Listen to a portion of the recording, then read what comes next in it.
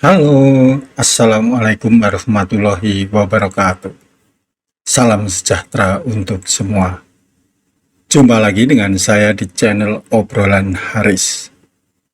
Kali ini saya ingin ngomongin soal Candi Kidal yang terletak di Desa Rejo Kidal, Kecamatan Tumpang, Kabupaten Malang, Jawa Timur. Candi ini hanya berjarak sekitar 12 km dari pemerintah Kabupaten Malang, sekitar setengah jam perjalanan dengan mengendarai kendaraan. Gak usah jalan kaki karena cukup jauh ya. Kalau jalan kaki butuh waktu sekitar 3 jaman lah dari Pemkap Malang sampai ke Candi Kidal. Candi peninggalan Kerajaan Singosari ini menarik karena sudah terdapat relief yang menggambarkan kisah Garudia atau Garuda, manusia setengah burung. Jadi, Garuda yang dijadikan lambang negara kita sudah ada sejak zaman kerajaan, tidak muncul secara tiba-tiba menjelang kemerdekaan Indonesia. Candi Kidal ini menggambarkan mengenai sosok Garuda yang berjuang melawan perbudakan. Kisah yang menarik dan penuh dengan petuah. Bagaimana kisahnya? Yuk kita simak bersama. Candi Kidal adalah candi peninggalan Kerajaan Singosari yang bercorak Hindu. Dibangun sebagai bentuk penghormatan atas jasa besar Anusapati, Raja kedua Singosari. Anusapati ini menjadi raja setelah membunuh ayah tirinya Ken Angrok. Anusapati adalah putra Ken Dedes dan Tunggul Ametung. Dulu Ken Angrok yang membunuh Tunggul Ametung untuk merebut Ken Dedes. Anusapati sendiri memimpin Singosari pada tahun 1227 sampai 1248, hampir 20 tahun lamanya. Sejarawan menyebut Candi Kidal sebagai candi pemujaan paling tua di Jawa Timur karena raja-raja sebelumnya hanya meninggalkan petirtaan atau pemandian. Kapan Candi Kidal ini dibangun? Diperkirakan mulai pada tahun 1248 Masehi setelah upacara pemakaman Anusapati selesai. Tujuannya untuk mendarmakan Anusapati agar mendapatkan kemuliaan sebagai Siwa Mahadewa. Candi Kidal juga menjadi tempat penyimpanan abu jenazah Anusapati sebagai bagian dari proses penghormatan terhadap raja yang telah meninggal dunia. Kalau dilihat bentuknya, Candi Kidal memiliki arsitektur khas Jawa Timur, terdiri dari 3 bagian, kaki, tubuh, dan atas. Kaki candi besar dan agak tinggi. Tubuh candi dibangun agak ke belakang. Atap candi berbentuk seperti piramida dengan puncak kubus. Bahan utama pembangunan Candi Kidal adalah batu andesit. Sedangkan bagian inti fondasi, batur dan kakinya terbuat dari bata. Candi Kidal tergolong dalam gaya seni klasik muda atau gaya Singosari. Bahannya terbuat dari batu andesit yang mudah diperoleh dari sungai-sungai di sekitar Malang. Di candi ini juga terdapat arca Siwa Mahadewa. Sebelum kita masuk ke candi, di sisi tangga relung candi terdapat patung kepala naga. Lalu, jika kita mengelilingi candi, akan terlihat 3 patung Garuda. Salah satunya patung Garuda di mana di atasnya terdapat 3 ekor naga. Ini melukiskan perbudaan naga terhadap Garuda. Kisah Garuda dan naga ini panjang dan penuh petuah.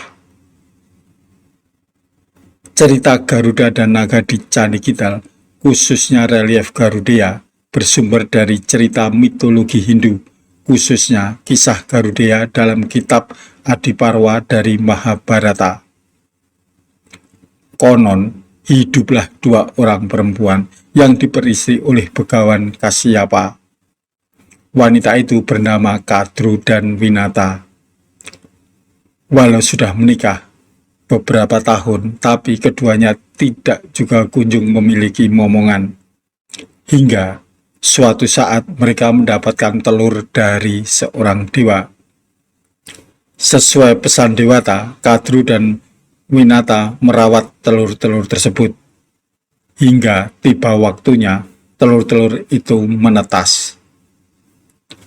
Telur-telur milik Kadru menetaskan ular atau naga, sedangkan satu telur milik Winata menetaskan manusia setengah burung yang disebut Garudia atau Garuda. Kisah bermula ketika Kadru dan Winata bertaruh saat para dewa sedang mengaduk lautan untuk menemukan Tirta Amerta atau air keabadian. Gak tahu juga kenapa dua wanita itu iseng-iseng bertaruh, tetapi taruhannya ini lumayan. Dari dalam lautan keluarlah berbagai benda dan makhluk. Salah satunya adalah kuda Uchais Rafas. Mereka pun bermain tebak-tebakan. Taruhannya lumayan loh ini. Bukan lumayan, tapi menurut saya berat ya. Karena yang menang akan memperbudak yang kalah. Entah apa yang ada dalam pikiran mereka berdua. Kenapa taruhannya begitu besar ya. Apa yang menjadi taruhannya? Apa warna ekor kuda Uchais Rafas? Kata Kadru. Winata menjawab tegas, putih, karena ia yakin memang ekor kuda itu berwarna putih. Dan memang benar ekornya berwarna putih. Namun, dengan liciknya, Kadru menyuruh ular-ular anaknya untuk menyemburkan bisanya ke arah kuda itu. Ekor kuda yang semula berwarna putih berubah menjadi hitam. Winata terkecoh, ia pun kalah. Dari sinilah perbudakan Kadru terhadap madunya Winata dimulai. Siang dan malam Winata dan Garuda harus mengurus para ular lantaran kalah taruhan. Lelah menjadi budak Kadru, Garuda bertindak. Dengan apa aku harus menebus kebebasan kami? Tanya Garuda.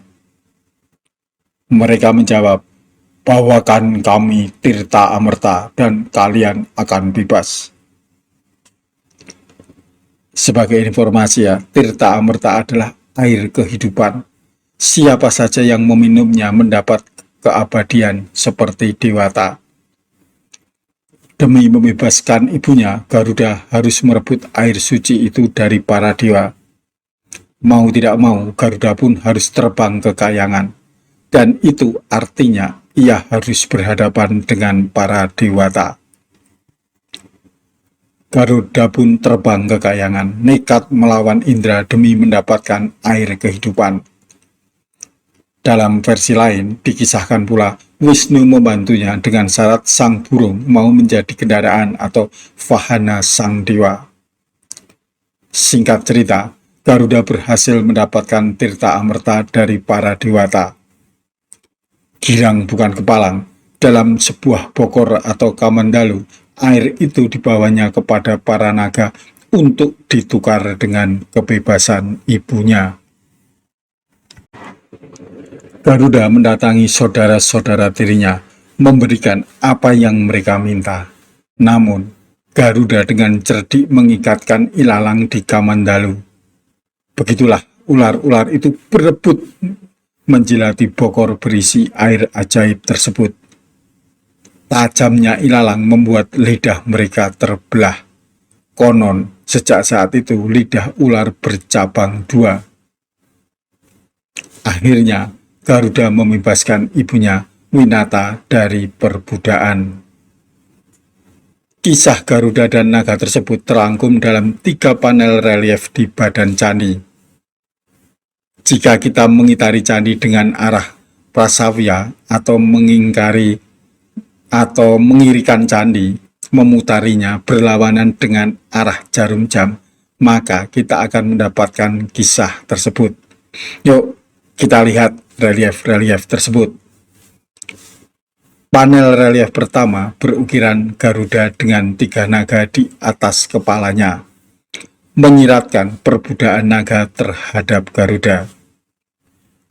Ini adalah panel kedua. Relief kedua menunjukkan Garuda membawa bokor berisi tirta amerta. Dan di panel ketiga, Garuda menjunjung sang ibunda Winata usai bebas dari perbudakan. Dalam mitologi Hindu, Garuda memang digambarkan separuh manusia, separuh burung. Tubuhnya emas, wajahnya putih, paruhnya elang, dan sayapnya berwarna merah. Bahkan saat terbang, sayap Garuda bisa menghalangi matahari untuk menyinari bumi. Bisa Anda bayangkan begitu besarnya burung Garuda tersebut. Penggambaran Garuda yang demikian adiluhung membuatnya mendapatkan beberapa julukan, antara lain Kakeswara, yaitu Raja Burung, Suparna, yang memiliki bulu indah, Swarnakaya, yang bertubuh emas, dan Nagancaka. Permusuhan abadi antara Garuda dan naga dapat dimaknai sebagai simbolisasi dua unsur yang berlawanan. Garuda merupakan simbol dunia atas, kelahiran, sedangkan naga mempresentasikan dunia bawah, kematian. Akan tetapi, tampaknya tidak sesederhana itu. Pertempuran keduanya bukan sekedar kebaikan melawan kejahatan.